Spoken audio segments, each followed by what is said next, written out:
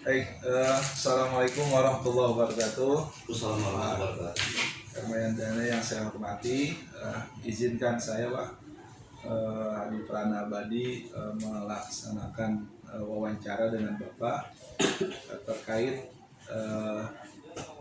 cara Bapak, trik Bapak dalam pengambilan keputusan selama menjadi pemimpin. Pasti banyak permasalahan ya Pak sebagai pemimpin, baik kaitannya dengan guru, dengan siswa, dengan masyarakat ya. Dimana yang tersulit kadang yang berdilema etika ya Pak ya. Keputusannya dua-duanya benar lah kalau Bapak ambil. Nah, gimana kiat-kiat Bapak, cara Bapak untuk mengambil keputusan itu. Barangkali bisa dimulai dengan bercerita tentang permasalahannya seperti apa. Yang jelas kalau misalkan ada permasalahan yang semuanya itu sama-sama benar, memang itu hal yang paling sulit gitu ya. Tetapi karena kan kita di dalam bermuamalah Islam itu sudah ada panduannya, gitu ya, bahwa kalau kita menemukan satu permasalahan yang sama-sama benarnya itu, yang paling pokok itu adalah keumuman di institusi itu atau di tempat itu. Kalau di sekolah berarti di sekolah itu. Dan jangan sekali-kali kita melawan keumuman itu. Sebab kalau kita melawan keumuman itu namanya gaduh, membuat kegaduhan. Gitu. Sama seperti di dalam agama pun juga begitu.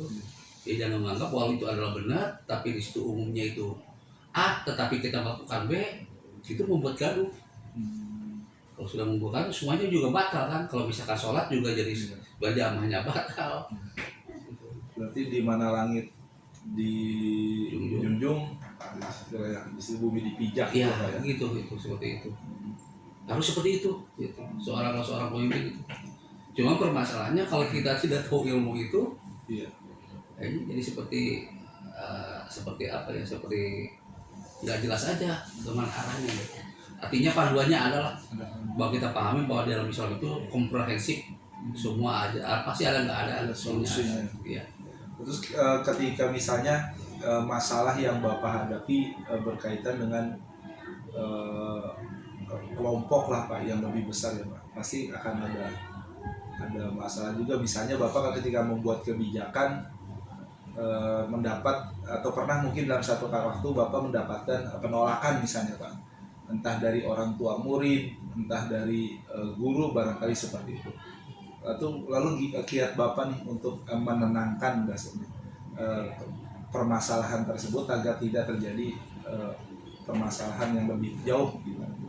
Permasalahannya itu pada waktu orang itu komplain dan sebagainya atau bertentangan dengan kita, itu berarti ada informasi yang tidak lengkap. Yang pertama, kita harus melengkapi informasi itu yang sejelas-jelasnya.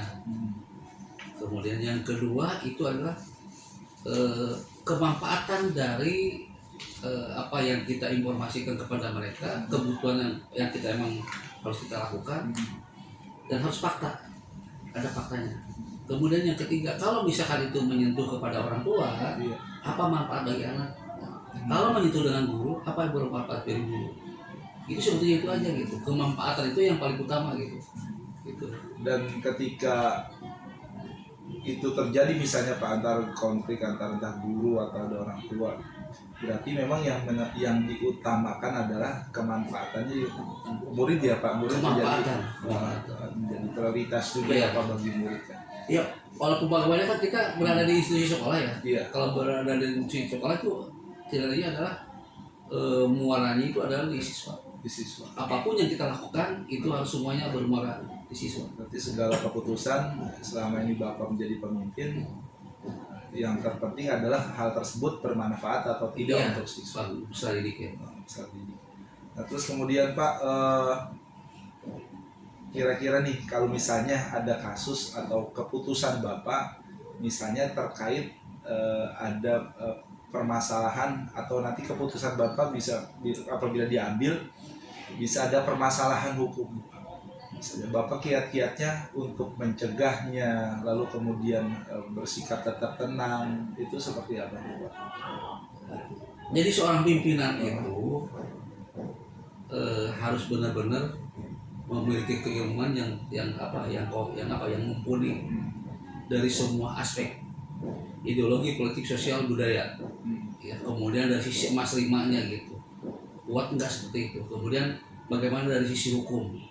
Nah yang terutama sekarang itu kalau misalkan kita kehati-hatian dalam sisi hukum, apalagi dengan era digital sekarang itu juga kehati-hatian itu. Kemudian bagaimana kalau misalkan ada masalah kasus hukum. Kasus hukum tergantung lihat dulu apakah hukumnya perdata gitu ya atau pidana gitu. Tetapi biasanya kalau kita itu kebanyakan kasusnya itu menyentuh kepada kasus perdata biasanya. Nah, kalau misalkan kasus perdata itu, dan saya sendiri belum pernah menemukan kasus itu gitu ya. Itu harus dikomunikasikan dengan orang yang memang bermasalah dengan kita. Jadi diajak berdamai, gitu. Damai yang penting semua kedua-duanya saling menyenangkan gitu, saling menguntungkan gitu seperti itu. Kalau kasus perdata, kalau kasus pidana, endingnya itu bagaimana menyambut berkas itu gitu. Mencabut berkas itu supaya pengaduan itu tidak dilanjutkan. Sekali lagi tadi negosiasi lagi dengan orang yang merasa juga. Apakah dengan kasus ini lanjut akan selesai? Belum tentu. Malah akan timbul masalah-masalah baru gitu. Apalagi kita berada di institusi sekolah. Kan kita itu berhubungan kan bukan hanya dalam waktu ini saja, tapi kan bisa kemana-mana, bisa kemana-mana. Seperti itu. Luar biasa nih Pak pengalamannya ya. Jadi memang terpenting berarti ketika kita ada masalah adalah komunikasi ya. Komunikasi yang penting dengan pihak manapun. Iya. Dan tetap tenang kayaknya Pak ya. Tapi yang jelas itu konsep meminta maaf seorang pimpinan misalkan kepada orang yang bertentangan dengan kita dengan bawahan dengan siapapun, permintaan maaf itu bukan menjadi hal yang tabu. Itu selama itu bisa membuat ketenangan, kenapa sih nggak dilakukan? Karena kalau kita bicara masalah titik benar ataupun salah, kadang-kadang kan lihat dari sudut pandang mana dulu nih. Jadi kita nggak usah malu untuk meminta maaf terhadap kesalahan ya Pak. Masalahnya bukan gengsian bukan. Artinya emang itu harus kita lakukan. Dan Bapak misalnya berkaitan dengan permasalahan dengan entah orang tua atau guru ya Pak. Barangkali pernah punya pengalaman di mana misalnya kasusnya itu kalau bisa berkepanjangan gitu lah Pak. Ada gitu. Terus gimana tuh kiat Bapak untuk menyelesaikan permasalahan itu terus tidak lagi berlarut-larut gitu. Kalau saya gitu ya, terutama dalam kasus agama saya pernah dengan guru yang memang ya agak sedikit beda itulah. Beda pemahaman manhaj. Tapi walaupun bagaimana diskusi memang yang paling penting. Kan agama mengatakan bahwa apabila kita ada itu bermusyawarah lah gitu ya. Masalah itu musyawarah itu yang paling penting. Tentu itu harus dibekali dengan ilmu kita. Itu. Tadi lagi kembali kepada awal gitu. Kalau menurut Anda benar dan menurut saya benar, apa sih solusi yang itu? Bukan artian menurut saya paling benar itu enggak. Kalau saya kan berpikir bagaimana gitu ya, kebenaran yang hakiki itu adalah bagaimana kita menggabung suatu perbedaan itu menjadi satu, ada jalan tengahnya. Gitu. Saya pernah dilakukan hal seperti itu dalam masalah agama itu, hampir kita diskusi 5 jam. Akhirnya ujungnya mengerti dia juga bahwa Anda itu hidup bukan sendiri gitu.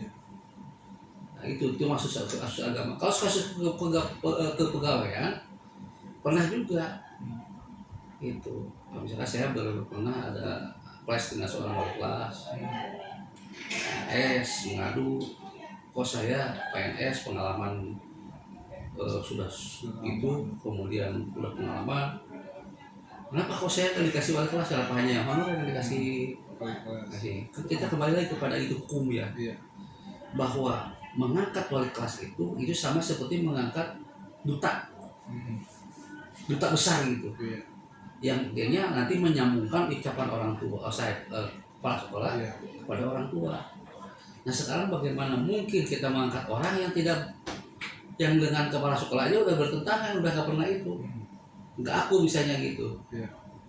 Nah, saya lebih baik mengangkat yang honorer ya, kalau sudah komunikasinya sudah jalan seperti itu. Dan orang dia hanya ngerti juga, gitu Pak, iya gitu kan. Jadi bertentangan itu jangan apa dengan kalau bertentangan oke, tapi kalau misalkan bertentangan di belakangnya itu hal materi, jauhkan lah kata saya. Seperti itu. Karena pertentangannya tentang masalah materi. Itu aja. Jadi ini luar biasa lagi nih Pak. Jadi permasalahan sekali lagi memang kuncinya untuk menyelesaikan adalah bagaimana kita mampu Komunikasikan dia. mengkomunikasikan, dan ternyata dari komunikasi akan temukan itu Pak jalan keluar dari masalah. Iya. Jadi, luar biasa apa yang Bapak sampaikan. Ini merupakan pelajaran singkat ya Pak buat saya. Mudah-mudahan kedepannya saya bisa banyak belajar dari Bapak.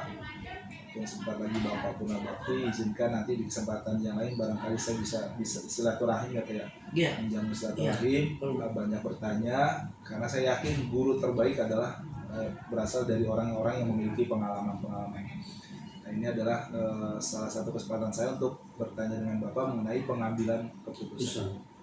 Dalam posisi saya nanti jadi wali kelas, jadi apapun nantinya pasti akan ada waktu di mana saya harus mengambil keputusan yang tepat ya Pak. Iya, seperti begitulah. Ya mudah-mudahan sih yang paling penting ya kalau kita berada di pendidikan itu harus selalu mau belajar. Karena dua sisi yang berbeda itu semuanya dinamis.